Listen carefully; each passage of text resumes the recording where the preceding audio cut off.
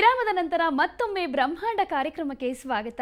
ಗುರುಜಿ, ಈಗ ಯಾವ ವಿಚಾರದ ಬಗ್ಗೆ ಹೇಳ್ತಾ ಇದ್ದೀರಾ? ಇವತ್ತಿನ ದಿವಸ ಪ್ರತಿಯೊಬ್ಬ ಮನುಷ್ಯ ಯಾರಿಗಾದರೂ ಗುರುಬಲ ಬೇಕು ಅಂದರೆ ಹೀಗೆಲ್ಲ ರಾಹುಕೇತುಗಳ ಕಾಟಗಳು. ಪಾಪ ಏನು ಮಾಡ್ತೀರ? ಹೀಗೆ ಪ್ರತಿಯೊಬ್ಬ ಜೀವನದಲ್ಲಿ ನಾವು ಪರಿವರ್ತನೆ ಮಾಡ್ಕೋಬೇಕು ಅಂದರೆ ಕಾಯ್ತಾ ಕೂತ್ಕೋಬೇಕು. ಕೆಲವರಿಗೆ ತಾಳ್ಮೆ ಇರಬೇಕು, ಕೆಲವರಿಗೆ ಆಗ್ತಕ್ಕಂಥ ಅವಕಾಶ ಇದೆಯೋ ಇಲ್ವೋ ಒಂದು ಗೊತ್ತಾಗಲ್ಲ. ಧರ್ಮೋ ರಕ್ಷತಿ ರಕ್ಷಿತ ಅಂತ ಧರ್ಮವನ್ನು ಪರಿಪಾಲನೆ ಮಾಡ್ತಕ್ಕಂಥ ಎಲ್ಲ ಸದ್ಗುರುಗಳು ಇದ್ದಾರೆ. ಅದೇ ರೀತಿ ಅಧರ್ಮಗಳನ್ನು ಆ ಗುರುಗಳಿಗೆ ವಿಶೇಷವಾಗಿ ಧಕ್ಕೆ ತರಕ್ಕೋಸ್ಕರನೇ ಎಷ್ಟೋ ಜನ ಕಾಯ್ತಾ ಇರ್ತಾರೆ. ಕಿಡಿಗೇಡಿಗಳು ಅಂತ ಹೇಳ್ತೀವಿ. ಅವರು ಪಾಪ ಬೇರೆ ಕೆಲಸವಿಲ್ಲ, ಏನು ಮಾಡ್ತೀರಾ? ಎಂಟಿ ವೆಸಲ್ಸ್ ಮೇಕ್ಸ್ ನಾಯ್ಸ್. ಅವ್ರಿಗೆ ಬೇರೆ ಕೆಲಸ ಕಾರ್ಯಗಳು ಇಲ್ಲದೆ ಸುಮ್ಮನೆ ಎಲ್ಲಾರ್ದೂ ಮೈ ಪರ್ಚ್ಕೊಂಡ ಅಂತ. ಆ ಪರ್ಚ್ಕೊಳ್ಳೋ ಕೆಲಸ ಮಾಡ್ಕೊಳ್ಳೋರು ಸಾಕಷ್ಟು ಜನ ಇರ್ತಾರೆ. ನಿಜವಾಗ್ಲೂ ನಾನಾಯಿತು, ನನ್ನ ಕೆಲಸ ಆಯಿತು, ದೇವರ ಚಿಂತನೆ ಆಯಿತು ಅಂತ ಹೋಗ್ತಾ ಇರೋರು ಒಂದಷ್ಟು ಜನ ನಮ್ಮಂಥವ್ರು ಇರ್ತಾರೆ. ನಿಜವಾದ ಸಾಧಕರು ಎಷ್ಟೋ ಜನ ಮಠಾಧೀಶ್ವರಿದ್ದಾರೆ. ಅಂಥ ಸಾಧಕರನ್ನು ಮಾತ್ರ ನಿಜವಾಗ್ಲೂ ಹುಡುಕಿ ಪ್ರತಿಯೊಂದು ಧರ್ಮದಲ್ಲೂ ಪರಿಪೂರ್ಣವಾಗಿ ನಿಮ್ಮೆಲ್ಲರಿಗೋಸ್ಕರ ಗುರು ಸಾಕ್ಷಾತ್ ಪರಬ್ರಹ್ಮ ಗುರು ರಕ್ಷೆಯನ್ನು ಇದೇ ವಿಶೇಷವಾಗಿ ಅಕ್ಟೋಬರ್ 28, 29 ವಿದೇಶದಲ್ಲಿ ಕೂಡ ಅಮೆರಿಕಾಲಿ, ಮಿಶಿಗನ್ ಸಿಟಿನಲ್ಲಿ, ನ್ಯೂಯಾರ್ಕ್ ಸಿಟಿನಲ್ಲಿ, ಆಸ್ಟ್ರೇಲಿಯಲ್ಲಿ, ದುಬೈಯಲ್ಲಿ ಎಷ್ಟೋ ಜನ ಭಕ್ತಾದಿಗಳು ಇವತ್ತಿಗೂ ಪತ್ರ ಬರೀತಾರೆ. ಎಷ್ಟೋ ಜನ ಬರ್ತಾರೆ ಆಶ್ರಮಕ್ಕೆ.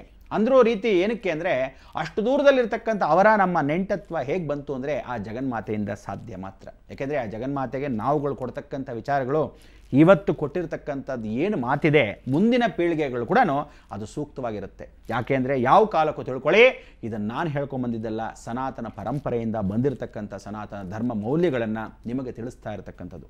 ಗಂಡಾಗಲಿ ಹೆಣ್ಣಾಗಲಿ ಪ್ರತಿಯೊಬ್ಬರಿಗೂ ಜೀವನದಲ್ಲಿ ಅಳವಡಿಸ್ಕೋಬೇಕಾದ್ದು ಸಾಕಷ್ಟು ವಿಚಾರಗಳಿರುತ್ತೆ. ನಾಳೆ ದಿವಸ ಇಬ್ಬರೇ ಇರ್ತೀರ, ಮೊಮ್ಮಕ್ಕಳವ್ರಿಗೂ ಏನು ಎತ್ತ ಅಂತ ಕೇಳೋ ಥರ ಇಟ್ಕೋಬಾರ್ದು. ನಮ್ಮ ತಾತ ಯಾರೋ, ನಮ್ಮ ಅಜ್ಜಿ ಯಾರು, ರಾಮ ಸೀತಾ ಲಕ್ಷ್ಮಣ ಬಿಟ್ಬಿಡಿ. ನಿಮ್ಮ ಸ್ವಂತ ತಂದೆ ತಾಯಿಂದರು, ನಿಮ್ಮ ಸ್ವಂತ ತಾತ ಅತ್ತೆಂದರು, ಯಾರು ಸೋದರತ್ತೆ ಅಂತ ಗೊತ್ತಿಲ್ಲ ಎಷ್ಟು ಜನಕ್ಕೆ. ಅಂಕಲ್ ಆಂಟಿ, ಆ ಅಂಕಲ್ ಆಂಟಿನಲ್ಲಿ ಇಂಗ್ಲೀಷ್ ಪದದಲ್ಲಿ ಹಾಳು ಎಬ್ಬೆದ್ದು ಹೋಗಿರುತ್ತೆ. ಏನಂತ? ಇವತ್ತವರೆಗೂ ಸಂಸ್ಕಾರವಾಗಿ ಅತ್ತೆ, ಸೋದರತ್ತೆ ಅನ್ನೋದು ಗೊತ್ತೇ ಇಲ್ಲ. ಮಾವ, ಚಿಕ್ಕಪ್ಪ, ದೊಡ್ಡಪ್ಪ. ಮಾವ ಅಂದರೂ ಅಂಕಲ್ಲೇ ಇಂಗ್ಲೀಷಲ್ಲಿ, ಚಿಕ್ಕಪ್ಪ ದೊಡ್ಡಪ್ಪ ಅಂದರೂ ಅಂಕಲ್ಲೇ. ಹಾಗೆ ದೊಡ್ಡಪ್ಪನೂ ಅಷ್ಟೇ, ಚಿಕ್ಕಪ್ಪನೂ ಅಷ್ಟೇ. ನಿಜವಾಗ್ಲೂ ಸಂಸ್ಕಾರದಲ್ಲಿ ಅಣ್ಣ ತಮ್ಮಂದರು ಅಂದರೆ ಕಸಿನ್ಸ್ ಅಂತ ಇಟ್ಬಿಡ್ತಾರೆ. ಆ ಕಸಿನ್ಸ್ ಯಾವ ಕಿಲೋಮೀಟ್ರ್ ಕಸಿನೋ ಗೊತ್ತಿಲ್ಲ. ಇವತ್ತಿನ ದಿವಸ ನಾವು ರೋಡಲ್ಲಿ ನಡ್ಕೊಂಡು ಹೋಗ್ತಿದ್ವಿ, ಸಾಧಾರಣವಾಗಿ ಒಂದು ಬಸ್ ಸ್ಟ್ಯಾಂಡಲ್ಲಿ ಕೂತ್ಕೊತಾ ಇದ್ವಿ. ಆವಾಗ ಹೀಗೆ ನಾನು ವಿದ್ಯೆಯನ್ನು ಅಷ್ಟು ವರ್ಷ ಕಲ್ತಿದ್ರೂ ಸಹ ನಡ್ಕೊಂಡು ಹೋಗ್ತಾ ಇದ್ದಾಗ ಒಬ್ಬ ನನ್ನ ಮಗನೂ ಕೇರ್ ಮಾಡ್ತಾ ಇರಲಿಲ್ಲ. ಆದರೆ ಅಷ್ಟೆಲ್ಲ ಸಾಧನೆ ಮಾಡಿದಾಗ ಒಂದು ಮಾಧ್ಯಮದಲ್ಲಿ ಬಂದು ಕೂತ್ಕೊಂಡಾಗ ಇವರೆಲ್ಲ ಜನ ಹೆಂಗೆ ಅಂದರೆ ಮುಖ ನೋಡಿ ಮಣೆ ಹಾಕೋತಾರೆ. ಆ ಕಾಲಕ್ಕೆ ಬಾಯಿ ಬಿಟ್ಟು ನೆಂಟರಿಗೂ ಹಿಂಗೆ ಇಟ್ಕೊಳ್ರಿ, ಹಿಂಗೆ ಮಾಡಿದೆ, ಅಯ್ಯೋ ಇತ್ಲ ಗಿಡ ಮದ್ದಲ್ಲ, ಇವ್ರ ಮಾತು ನಾವೇನು ಕೇಳೋದು ಅಂದರು. ಈಗ ಅಪಾಯಿಂಟ್ಮೆಂಟ್ ಕೊಡಿಸ್ಬಿಡಿ, ನಮ್ಮ ಮಗ, ನಮ್ಮ ಅಜ್ಜಿ ಮಗ, ನಮ್ಮ ತಾತನ ಮಗ, ನಮ್ಮ ಸ್ವಂತ ಅಕ್ಕನ ಮಗ, ಹೀಗೆ ನಾಟಕಗಳು ಮಾಡ್ತಾರೆ. ರಾಮ, ಯಾವನು ಬಂದರೂ ಒಂದೇ ಸಿಸ್ಟಮ್ ನನ್ನ ಹತ್ರ. ಅವನ ತಾತ ಆಗಲಿ ಮೊಮ್ಮಕ್ಕಳಾಗಲಿ ಎಂಥ ಇನ್ಫ್ಲೂಯೆನ್ಸ್ ಬರಲಿ, ಯಾವ ಚೀಫ್ ಮಿನಿಸ್ಟರ್ ಬಂದು ನಾನು ತಲೆ ಕೆಡಿಸ್ಕೊಳ್ಳಲ್ಲ. ಒಂದೇ ಸಿಸ್ಟಮ್. ನೀನು ಬರೋ ಹಾಗಿದ್ರೆ ಈ ಗುರುಪೀಠಕ್ಕೆ ಪರಂಪರೆಗೆ ಹೀಗೆ ಇರಬೇಕು, ಇಲ್ದಿರ ಬರಲೇಬೇಡಿ ಅಂದ್ಬಿಡ್ತೀನಿ. ಜೀವನದಲ್ಲಿ ತಿಳ್ಕೊಳ್ಳಿ, ಯಾವತ್ತೂ ತಿಳ್ಕೊಳ್ಳಿ, ಒಂದು ಮಠಕ್ಕೆ ಹೋದಾಗ ಮಠದಲ್ಲಿ ಇರ್ತಕ್ಕಂಥ ಗೌರವ ಘನತೆ ಯಾವುದಾದ್ರೂ ಗುರುಗಳಿದ್ದಾಗ ಹೋಗಬೇಕಾ? ಇದು ನಾನು ಹೇಳ್ತಿರೋ ಮಾತು. ಯಾಕೆ ಅಂದರೆ ಎಲ್ಲ ಮಠಗಳ ಗುರುಗಳು ನಾವು ಹೋಗಿ ಪಕ್ಕದಲ್ಲಿ ಕೂತ್ಕೊಂಡಾಗ ಗೊತ್ತಾಗತ್ತೆ. ಆ ಮಠಾಧಿಪತಿಗಳು ಕೂತಿರ್ತಾರೆ. ಆ ಮಠದ ಗುರುಗಳು ಕೂತಿದ್ರೆ ಪಕ್ಕದಲ್ಲಿ ಕೂತ್ಕೊಂಡು ಮಾತಾಡ್ತಾ ಕೂತಿರ್ತಾನೆ. ಏನು ದೆರೆದವನು. ಒಂದು ಗುರುಗಳ ಹತ್ರ ಬಂದಾಗ ನಿಶ್ಶಬ್ದವಾಗಿ ಕೂತ್ಕೋಬೇಕು. ಬರೀ ಕೈಗೆಲ್ಲ ಅಲ್ಲಾಡಿಸ್ಕೊಂಡು ಹೋಗಬಾರ್ದು. ತಿಳ್ಕೊಳ್ಳಿ, ಯಾವತ್ತು ಸೋಮ ಇತಿ ಚಂದ್ರ ಅಂದರೆ ತೆಂಗಿನಕಾಯನ್ನು ಯಾವತ್ತೂ ತಿಳ್ಕೊಳ್ಳಿ. ಬ್ರಹ್ಮಚಾರಿ ಸನ್ಯಾಸಿಗಳಾಗಿರ್ತಕ್ಕಂಥ ಗುರುಗಳೇನಾದರೂ ಇದ್ದರೆ 2 ತೆಂಗಿನಕಾಯಿ ಜ್ಞಾಪಕ ಇಟ್ಕೊಳ್ಳಿ.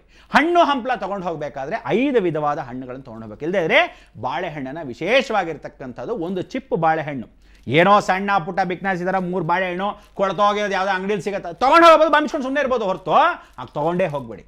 ಒಂದು ಹೂವನ್ನು ಆ ಕ್ಷೇತ್ರ ಏನೋ ದೇವರಿದ್ದರೆ ಆ ದೇವರಿಗೆ ತೊಗೊಂಡು ಹೋಗಬೇಕು. ತಿಂತೀರಾ ಅಲ್ಲಿ ಪಾನ್ಪುರಿ, ಬೇಲ್ಪುರಿ, ಶಾಪಿಂಗ್ ಅಂತೆ, ಚೊಪ್ಲಿ ಅಂತೆ. ಚೊಪ್ಲಿಗೆ ಎಷ್ಟು ಕೊಡ್ತೀರಾ? 1,000 ರೂಪಾಯಿ ಕೊಡ್ತೀರಾ ಒಂದು ಚೊಪ್ಲಿ. ಕಿತ್ತೋ ಚೊಪ್ಲಿಗೆ ಎಲ್ಲ ಕೊಡ್ತೀರಾ. 1,000 ಕೊಟ್ಟರು, ಒಂದು 10,000 ಕೊಟ್ಟರು, ಆ ಶೂಸ್ ಕೊಟ್ಟರು ಕಾಲಿಗೆ ಹಾಕೊಳ್ಳೋದು. ಕಾಣಿ ಕುಂಕುಮ ಮೇಲೆ ಇಟ್ಕೊತೀವಿ, ಹಣೆ ಮೇಲೆ ಇಟ್ಕೊತೀವಿ. ಅದಕ್ಕೆ ಹೇಳೋದು, ಜೀವನದಲ್ಲಿ ಯಾವ್ಯಾವ ಸ್ಥಾನ ಮಾನ ಗೌರವ ಭಗವಂತನೇ ಇಟ್ಬಿಟ್ಟಿದ್ದಾನೆ, ಇದನ್ನಿಲ್ಲೇ ಇಟ್ಕೋಬೇಕು, ಅದನ್ನ ಅಲ್ಲೇ ಇಡು ಅಂತ.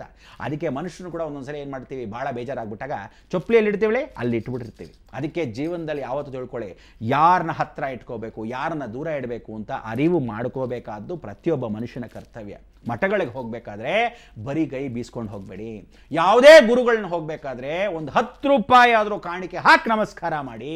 ಸುಮ್ಮನೆ ಹೋಗಿ ಬಿಟ್ಟು ಬರೋಕ್ಕೆ ವಿಶೇಷ ಅಂತಲ್ಲ, ಆ ದೋಷವನ್ನು ವಾಪಸ್ ತರ್ತೀರಾ. ನೀವು ಹೋಗ್ಬಿಟ್ರೆ ನನ್ನ ಕೈಲಿ ಇಲ್ಲ ಮಾಡ್ಕೊಂಬಂದಿಲ್ಲ ಹೋಗಬೇಡಿ ಅಂತಲ್ಲ, ಹೋಗಿ ಯಥಾಶಕ್ತಿ ಒಂದು 10 ರೂಪಾಯಿ ಹಾಕ್ಬಿಡಿ, ಏನೂ ತೊಗೊಂಡು ಹೋಗಬೇಡಿ, ನಮಸ್ಕಾರ ಹಾಕ್ಕೊಳ್ಳಿ. ನಿಮ್ಮ ಕೈಯಲ್ಲಿ ಮನೇಲಿ ಪಪಾಯ ಆಯ್ತಾ, 24 ಗಂಟೆ ಪಪಾಯ. ಇವತ್ತಿನ ದಿವಸ ನೋಡಿ, ಒಂದು ಹುಣಸೆ ಹಣ್ಣು ಇದ್ದರೆ ಮರ, ಜ್ಞಾಪಕ ಇಟ್ಕೊಳ್ಳಿ, ತಲೆಗೆ ಹಾಕ್ಕೊಳ್ಳಿ, ಕಾಮನ್ ಸೆನ್ಸ್.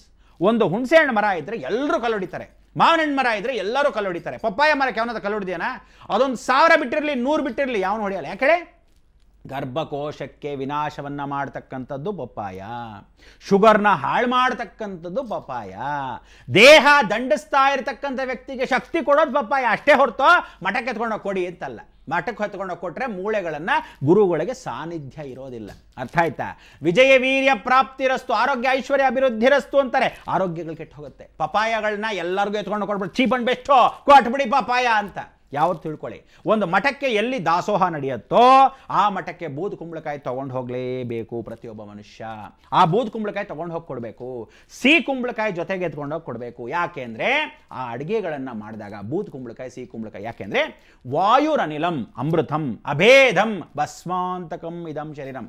ಇಡೀ ಜಗತ್ತಲ್ಲಿ ಪರಮೇಶ್ವರ ಕುಬೇರ ಅವತಾರದಲ್ಲಿ ಸ್ವತಃ ಅವನೇ ಬೂದು ಕುಂಬಳಕಾಯಿ ಆಗಿರೋ. ಅದಕ್ಕೆ ಏನು ಹೇಳ್ತೀವಿ ಇಂಗ್ಲೀಷಲ್ಲಿ, ಇಟ್ ಈಸ್ ನಾಟ್ ಬೂದು ಕುಂಬಳಕಾಯಿ ಅಂದರೆ ಪಂಪ್ಕಿನ್ ಅಲ್ಲ, ಸಿಹಿ ಕುಂಬಳಕಾಯಿ ಪಂಪ್ಕಿನು, ಆಶ್ ಗಾಡ್, ಬೂದ ಅಂದರೆ ಬೂದಿ ಅಂತ. ನೋಡಿ ಆ ಬೂದು ಕುಂಬಳಕಾಯಿ ಹೇಗೆ ಮುಟ್ಟಿ ಭಸ್ಮ, ಅದಕ್ಕೆ ಭಸ್ಮಾಂತಕಂ ಇದಂ ಶರೀರೇಶ್ವರನಿಗೆ ತುಂಬಾ ಇಷ್ಟವಾಗಿದ್ದು. ಭೂಲೋಕಕ್ಕೆ ಬಂದಾಗ ಅವನು ಬಿಳಿ ಕತ್ತೆಯಾಗ ಅವತಾರ ನೋಡಿದಾಗ ಆ ಜಾಗದಲ್ಲೆಲ್ಲ ಬೂದು ಕುಂಬಳಕಾಯಿ ಬೆಳೀತು. ಅದಕ್ಕೆ ಇವತ್ತು ಮಠದಲ್ಲಿ ಬೂದು ಕುಂಬಳಕಾಯಿಯನ್ನು ಮಾಡಿ ಯಾರು ಹಾಕ್ತಾರೋ ಗುರು ರಕ್ಷೆ ಚೆನ್ನಾಗಿರುತ್ತೆ. ಅದಕ್ಕೆ ಹೋಗ್ಬೇಕಾದ್ರೆ ಮಠಕ್ಕೆ ಬೂದು ಕುಂಬಳಕಾಯಿ ತೊಗೊಂಡು ಹೋಗಿ, ಒಂದು ಸಿಹಿ ಕುಂಬಳಕಾಯಿ ತೊಗೊಂಡು ಹೋಗಿ ಪಲ್ಯವನ್ನು ಮಾಡಿ ಪರಿವರ್ತನಾ ಸ್ವರೂಪಕ್ಕೆ ಎಲ್ರಿಗೂ ಹಂಚಿದರೆ ನಿಮ್ಮ ಮನೆಯಲ್ಲಿರ್ತಕ್ಕಂಥ ದೋಷ, ಬೂದು ಕುಂಬಳಕಾಯಲ್ಲಿ ಬೂದಿ ಇರುತ್ತಲ್ಲ, ನಿಮ್ಮ ಬೂದಿಗಳು ಮುಚ್ಚಿರೋ ಕೆಂಡ ಪರಿವರ್ತನೆ ಮಾಡಿ ಕಷ್ಟಗಳನ್ನು ಹೋಗಿಸಿ ಶುಭ್ರವಾಗಿರುತ್ತೆ. ಅದಕ್ಕೆ ಇವತ್ತು ನಾನೇನು ಹೇಳ್ತೀನಿ, ಪ್ರತಿ ಅಮಾವಾಸ್ಯೆ, ಪ್ರತಿ ಪೌರ್ಣಮಿ ಜ್ಞಾಪಕ ಇಟ್ಕೊಳ್ಳಿ, ಎಲ್ಲರೂ ಸರಿಯಾಗಿ ಬರೆದಿಟ್ಕೊಳ್ಳಿ. ಏನು ಬರೆದಿಟ್ಕೋಬೇಕು? ಕಾಯ್ತಾರೆ ಅದಾ ಬಂದೆ. ಹೌದು ಗುರುಜಿ, ಬಗ್ಗೆ ಇನ್ನಷ್ಟು ಮಾತಾಡೋಣ. ಗುರುಪೀಠದ ಬಗ್ಗೆ ಹೇಳ್ತಾ ಇದ್ರಿ. ಇದೀಗ ಮತ್ತೊಮ್ಮೆ ವೀಕ್ಷಕರೇ, ವಿರಾಮದ ನಂತರ ಶಶಿ ಆರ್ಯ ಡಿಶ್ ವಾಶ್ ಬಾರ್ ಬ್ರಹ್ಮಾಂಡ ಕಾರ್ಯಕ್ರಮ ಮುಂದುವರಿಯುತ್ತೆ.